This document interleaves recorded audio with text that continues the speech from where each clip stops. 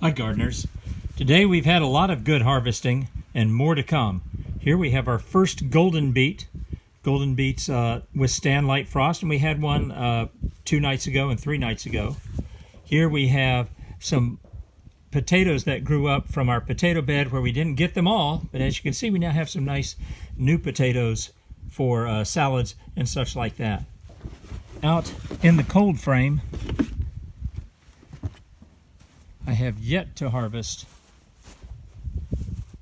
our lettuce here. This is Buttercrunch lettuce, but I have added several new plants in there so that as I harvest these out, there'll be a lot more room. And as you can see, the carrots are certainly showing a lot of green, but if we get down into them, you'll also see that there is a little bit of carrot showing right there. So they're starting to grow. Yeah, that's good for it. 40 or 50 carrots in here. That's a pretty good portion of what we'll need. We have also added to our spinach. We added 4 more that were still in the cells. So we now have 5, 6, 11, 12, 13, 14, 16 spinach there. This just shows you what can grow even in November. The bok choy is looking radiant. Here the Swiss chard and the romaine withstood the frost like a champ.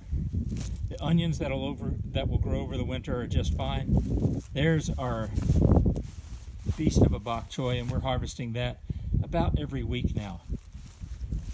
This is bed 8, and I've been able to cultivate a little bit over half of it, and these are more Buttercrunch lettuce. So we're going to try some in the cold frame where we know they're protected, but we have a lot, so anything that grows in this right here will be just fine. It'll just be extra for us. Here's our brassica bed. So we have a red cabbage, 2 green cabbage, and about a dozen kale that you can see in various stages through here.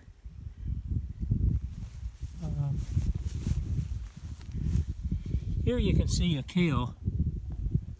Sorry about that. This kale right here grew we planted it into a little divot. We press down when we plant so that we create a divot so that rainwater can collect in there. And that means any rain that comes will naturally flow to the plants. And those 2 guys are doing pretty well. This 3rd one is right on the edge of the bed.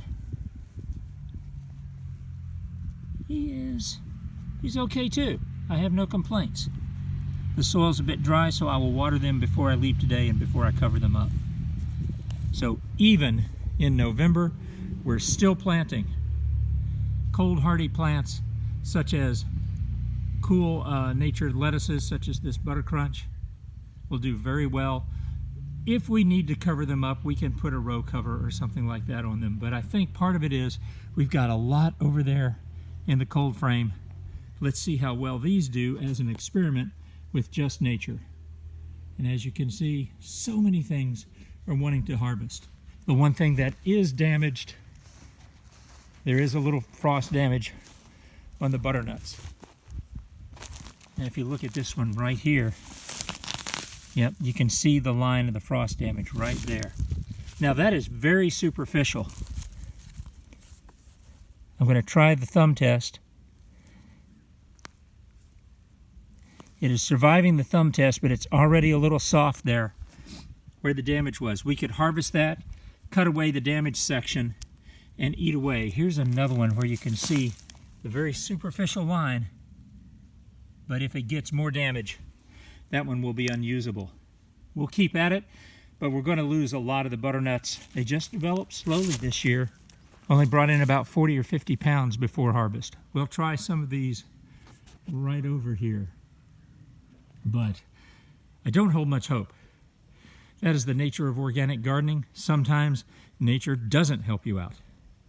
Nonetheless, you've got to get out there and try to grow your own food. You know it's better for you, and it's certainly therapeutic to just dig in the soil all day. All right, everybody, grow your own food and have a good one. Bye-bye.